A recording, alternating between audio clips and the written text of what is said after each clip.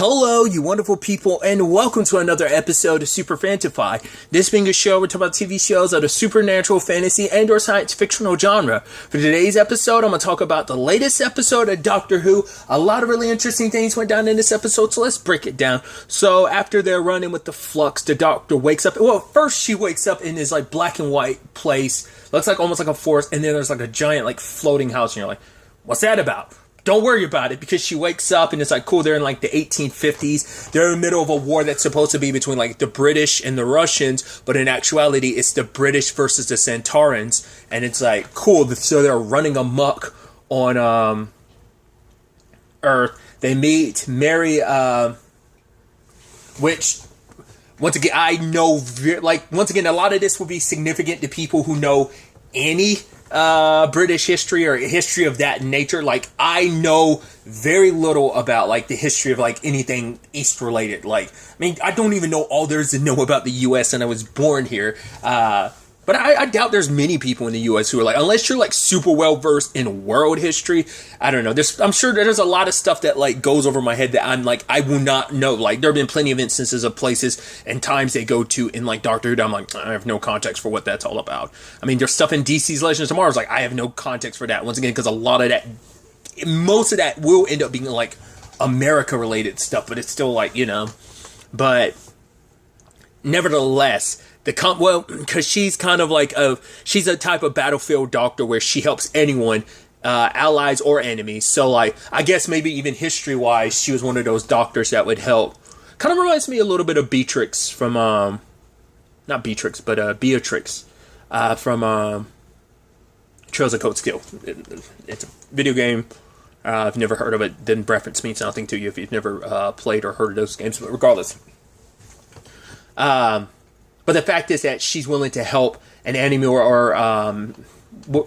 I think that probably in their history, she probably helped both the British and the Russians, because she did, you know, as a doctor, it's kind of like do no harm. You know, she like when she talks about like her journey here and, you know, building the British hotel, you know, and not having much. She charges for other aspects, but except for like her actual aid as a doctor, she doesn't charge for that. But you know, it's not all. I thought that was kind of interesting immediately when Dan starts like getting like very like invisible, like starts fading away. You're like, what's that about? At first, I was like, maybe that's something to do with. It seemed like whatever it is that Carvanista was trying to do, but I guess it's because they have that like connection that he was trying to do some, but it wouldn't work. Whatever the case may be, I thought like maybe Dan was special in other regards, maybe. Because my initial thought was like, could he be like a Clara situation where it's like, oh, you know, I mean, she was a timeless girl, so like Clara had her special circumstances, so I was wondering if there's something of that nature, but it's like, maybe not. But Dan starts disappearing, and so does Yaz. It's because the flux and the temporal, like the temporal energy from them didn't mix well, so they were basically falling through time. And I thought that was so interesting that I guess like because the Doctor is the Doctor, like you have some.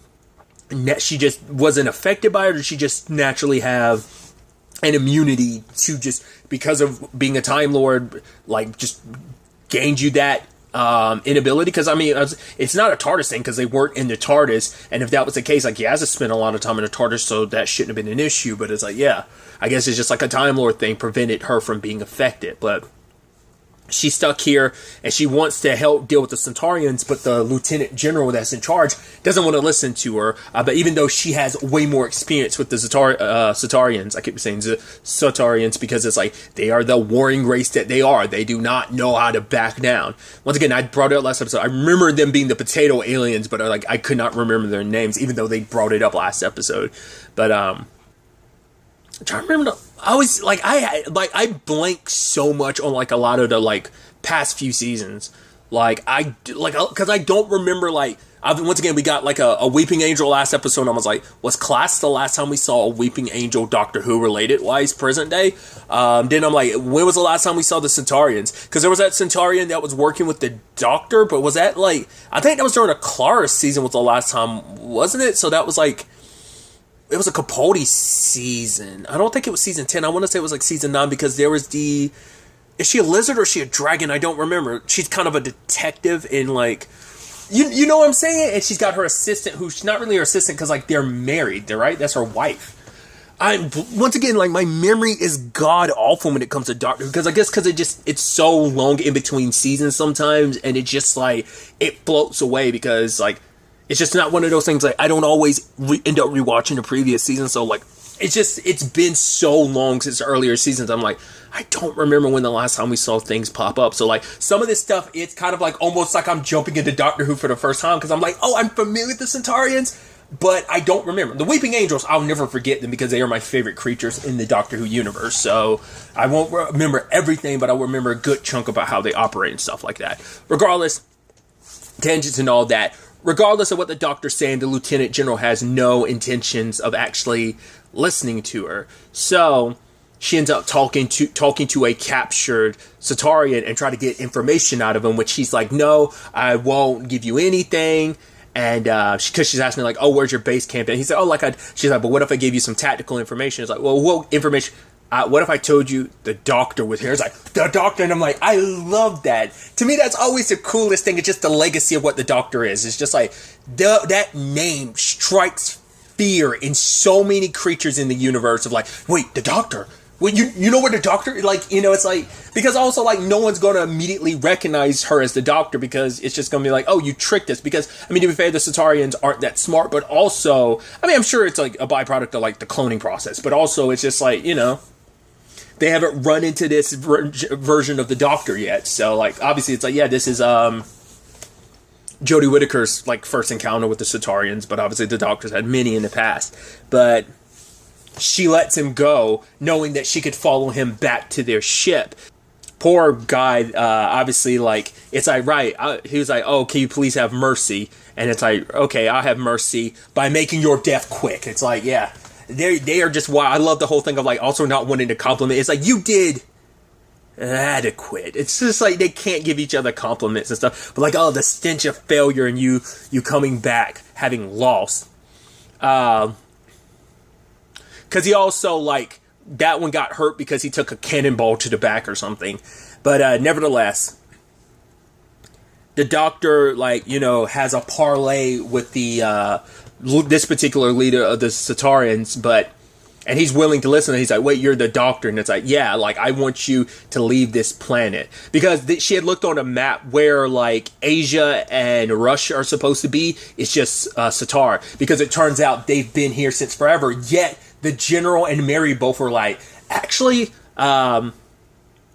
we do feel like we remember the name Russia. So, like, that's the interesting thing, that time has been changed, but it's all, like, wonky right now because, like, everything's bleeding together because it's like, this timeline, it's not like, oh, they were in the past and then, like, they've been here forever. It's like, it feels like they've been here forever because time has been a little weird, but it's like, it's the timeline hasn't settled in yet because even in their minds, they remembered that rush because they're like, yeah, why does that sound so familiar? It's like, you remember the original timeline to some extent. So the Doctor is trying to get them to leave because she learns, like, obviously, their connection to the Flux. They didn't summon the Flux, nor did they have control over it. They just saw an opportunity. They knew the Flux was coming, and before the Lupari were able to shield Earth, they slipped onto Earth in that time frame, so they've been taking advantage of it, so they plan on conquering everything.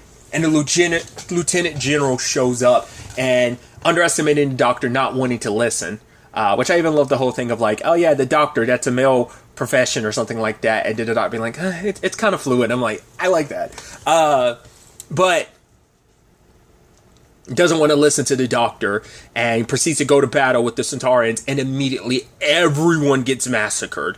Luckily / unluckily, he survives because of course he would. Because this is at that same time, like, this is, oh yeah, like, the Doctor had snuck aboard with Mary onto their ship and got in contact with Dan, who Dan ended up popping back into modern day, ends up running into his parents, who are all badass and knocking out Sontarans because they know they're using a frying pan on like their weak spot. And it's like, the reason why he knows it because, like, oh yeah, some drunk dude in Baconhead was swinging around a mallet, and then they're just like, and then him and his dad, Baconhead, like, of course, if it's going to be anywhere. I'm like, is that a real place's name? That's so interesting. But yeah, like it all started in Liverpool. Like his parents have been on top of it. Like that's so interesting. Like that his parents immediately have that, because some parents of like the Allies never necessarily get mixed up in the like craziness. Like Yaz's mom did. Obviously, like Ryan and Graham, so that was kind of like, you know, Graham and Grace, kind of. So there's that. Amy's parents, not really. Donna's parents, a little bit more. So like her dad, Rose's mom, a little. Technically her dad too. So like, trying to think. I don't think Martha's family ever got involved, did they? Not that I can think of. Clara, she was in a weird situation, so that's that. Same thing, well, Bill was also in that weird spot, too, when it came to family. So, regardless, tangents and all that, so it was just interesting, because like, his family get immediately, like, mixed up in it. And obviously, the conversation about, like, oh, yeah, like, where he's been, like, did your house get taken? He was like, technically speaking, because apparently they showed up like 2 days ago when he disappeared. Once again, just showing you like how long it's been. It's like, right. I mean, to be fair, it wasn't the doctor's fault. You just kind of like phased into time, out of time, and landed in this spot. But they'd already kind of conquered by this point in time. Because basically when the Lunari made their shield, basically the entire world got eclipsed. And in that moment, they've been like widespreading. But they started in Liverpool. And so I love Dan's like, all right, we got to do this. Like, if we don't do it, like, what do you want to do? Go back home and just complain the entire time? And his mom's like, oh, that's what he does every day. And he's just like, hey. But gives Dan the walk to defeat these guys. And I love that when he's knocking some of them out, he's making puns and stuff like that. I'm gonna walk out of here. But also, like, he ends up talking to the doctor on the computer because he's luckily been recording everything. And I love that he's like, yeah, they're obsessed with Japanese food. She's like, what? He's like, yeah, tempura this, tempura. It's like, could it be temporal? And, like, you know, time related? And he's like, yeah, actually, that makes more sense. I love that you screwed up like that. I love it. But it's like, right. Also, like, I've taken, she's like, oh, great. Good on you, Dan. Like, now I'll be able to scan this and get everything, see everything on your phone. He's like, even my photos, I'm like, what photos you got up there that you're embarrassed that the doctor's going to have access to? But it turns out that in Liverpool, they are making time machines because they're basically trying to make it so that they've conquered all of human history and make it just Satar. They want to make this like one of their the outposts for their army. So they're trying to conquer all of human history. Obviously, like what's going on, the time frame that the doctor's in is the beginning stages of it, and obviously Liverpool present day is kind of the jump off point essentially. So, but luckily Dan doesn't have to go at it alone because Carvanista shows up to save the day, which obviously he has his reluctance. He's like, oh, you know, you're still my human, I've got to protect. So they're in this together. He already knows about like what they have to do because he plans on, the plan is to ram one of these ships into the other ships and cause like a temporal explosion that would basically wipe them from existence, both the ship and the Sontarans, or just kind of remove them from time. While present day, the doctor goes back with Mary Sequel, and the general who's alive now has to listen to her, which I also love that the doctor does the whole like grading thing. I love that that's kind of her thing where it's like gold star and a sticker for you, Miss Solace. Lieutenant General, keep up. You know, it's just like, I love that she goes on teacher mode sometimes. But obviously she's like, right, I'm going to need something to point out. And she's pointing and being like, this is how they work. The fact of the matter is we have basically a 7.5 minute window while they're resting, because every 27 hours they have to recharge for about 7.5 minutes because their suits make it so that they survive on this planet because they can't be exposed to the air for too long. So it's like, right, we're going to do this. It makes the example of like using a car, and they're like, what? And she's like, wait, right, it's like a horse refilling its nose bag, because she also referenced like, oh, the 21st century. She's like, wait, did you say the 21st century? And Mary Solis was like, hush, don't interrupt her, she's on a roll. But obviously you could tell like the Lieutenant General was going to do something sinister when he had, like, when the doctor walked away and he kind of had that look on his face. Obviously the doctor was like, right, you need to retreat. He's like, that word will never come from my mouth, so we will make a tactical withdrawal or something of the sort.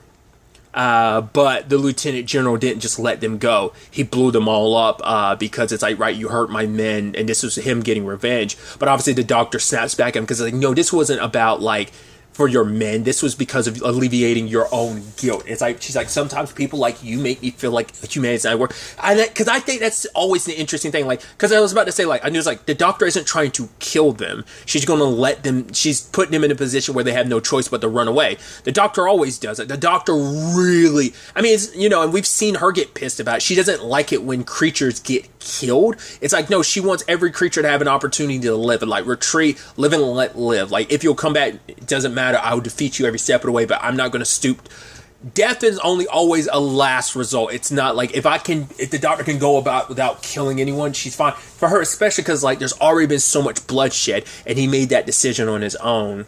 But even Mary Solace is like, I'm glad that you look after humanity. So she's got to track down Dan and Yaz, which Yaz's situation, she ends up in the Atropos? That name sounds so familiar. I don't know where I know that from, Atropos. Like, I feel like that wasn't like one of the Sisters of Fate from Legends of Tomorrow, was it? One of Charlie's sisters? I don't think so. But what? Because the name Atropos sounds so familiar, and I just don't remember what I know that from. I'm gonna have to look into that, because that name sounds so... It feels like a mythology thing that I know, and I just can't place it. It's gonna bother the hell out of me, because I feel like I know that. I just don't know. But regardless, tangents and all that aside, it's not just Yaz that ends up at this temple. Vendor does as well. And it turns out this temple is on a planet called Time, which the doctors are like, there is no planet called Time. It's like, oh yes. So this place is basically the place where all of time flows through. And I love to talk about like, oh yeah, time is a wild beast. It's an entity on its own, which I'm like, dude, that's so cool, because it makes me think a little bit like, you know, if I had to make a Flash comparison, like, it reminds me of like the Speed Force. It gives them their power, but it's an entity all on its own. So the same thing as time. But I think that's so interesting. The doctor's like, there's no such thing. But it's also like, yeah, that time is this thing that has to be controlled. Like, the Mori exists for it to circulate between them, because if time almost making it seem like time is evil. And if you let it run rampant, it causes nothing but destruction. And so it's a wild horse. It needs to be reined in. I'm like, that's fascinating. And you would think as a Time Lord, you know, that the doctor would know that, but maybe that ties into, because obviously like Swarm and isn't his sister Azure, and Passenger, we got introduced to the third, so there's a trifecta of them, and it's like they already know about this because apparently they've attempted to come here before. Once again, it's like I love too, they can choose when and when not to do it. It's not like it's automatic, that turning everything to dust. They do it to some of the triangles. He doesn't do it, that Swarm doesn't do it to Yaz when they grab her face, because I love that he's like, it's a rough translation, like their names, but obviously they're meant to try and repair the Mori, and I think it is such an interesting thing that, like, once again, it's a proximity thing. You have to get close, and then all of them pop up and like are like connected at the same time. So like they all like pop up at the same time because they're connecting in like a temporal like loop. Not loop isn't the right word. I forgot what the word is that Azure used, but it was kind of like some kind of thing to keep them away, like after their last attempt, but. Obviously, like, Yas has got the WWTDD.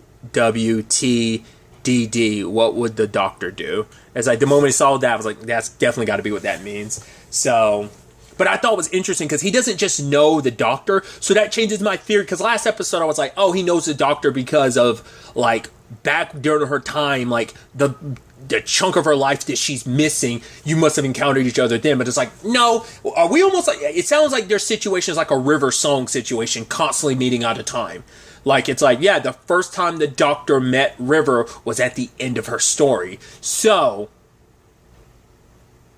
maybe, well, at the end of her life and the end of her story, but, you know, maybe the same thing as this. It's like, they're meeting the doctor for, like, technically the final time for their final battle, but the doctor is meeting them for the first time. So, dude, to me, that made, I think that's, I mean, using speedsters, for example, it's basically Barry and Eobard Thawne, like Reverse Flash / Professor Thawne of like, oh yeah, here's this villain from the future who hates your guts. It's like, why? I don't know you. Oh, you don't know me, but I know everything about you and everyone close to you. Because it's not, once again, it's not just a doctor. He knows Yaz too. So it's like they haven't, like he's run into Yaz even to the point to know that she has as in the palm of her hand, what would the doctor do? Even knowing like who Vendor is. Because all of them, it's like, probably knows who Dan is. Not unless Dan ends up being a thing of like, but who are you? Like, that didn't come up, so it must be like, oh, I know who Dan is as well. So it's like, has experience with all of them, because like, this has already happened. For them, it was in the past, but now it's, here we are. Well, they must at some point in the future, which is their past, but the Doctor's future cross paths. You know, like I said, like I referenced the Reverse Flash and Flash comparison, but also like the River Song and Doctor comparison. But aside from that, they were unable to repair the Mori. In fact, when the swarm shows up, he ends up killing one of the Mori. It ends up putting Vendor as well as Yaz in the place of two of them. And by the time the Doctor shows up, it's like, you know, the whole family's together. Which also, man, those bastards like remind me of He Who Remains in Loki, just popping up all over the place. Like, oh, catch me. It's like, it's not the same thing as like, ooh, I know what's going to happen. I know the script, so I don't think it is. I don't think it's like that. Even though you know what you know, I don't think it's that. I think it is just like, oh, it's going to be impossible to hit me. It would be interesting if it is kind of a low-key, like, He Who Remains thing of like, oh, I know the entire script because I've been through this before. This is your first stage here, but we've had this experience before. But I think it's just like, oh no, like, it's going to be impossible to hit us. It's like, she can do it, he can do it. We haven't seen what the passenger can do, but it's like, right, you don't want to piss him off, so... But basically, it's like, right, time flows to here, and now it gets to run wild. But now that your friends are here, I'm going to make sure that the time kind of flows all into them. And, like, how long will it be before their human bodies eventually give up because this is too much? And the Doctor's like, you don't have to do it. But the Swarm is kind of like, oh, yeah, like, I do. And it's just like, you know, Azure's giving, like, the countdown, 5, 4, 3, 2, and then we get the snap at the end, which I'm like, the snap also makes you go, like, you have to be doing that on purpose. You have to, because, like, once again, like, there's a certain thing that always existed, but now it's become an even bigger pop. It's even bigger in the pop culture zeitgeist. It's the snap. Like, that's even bigger, you know. So I find that fascinating. I'm just so curious to see where all this ends up taking us, because Carva Vista is staying behind. Him and Luke Parr are going to, like, keep defending Earth, but also warning the Doctor, because, like, the Doctor's like, right, like, you better not go anywhere, because I've still got questions for you about the Division and who she is and everything. So it's definitely going to be interesting to see. I like, once again, like, the fact is that we are setting up this, because, like, the last time we had a villain like this was, the closest I'd say is probably, like, well, obviously, like, the Master, to some extent, last season, kind of filled that role, but the Master was, like, gone for most of the season. It was only in, like, the first 2 episodes, and then, like, the final 2 or whatever.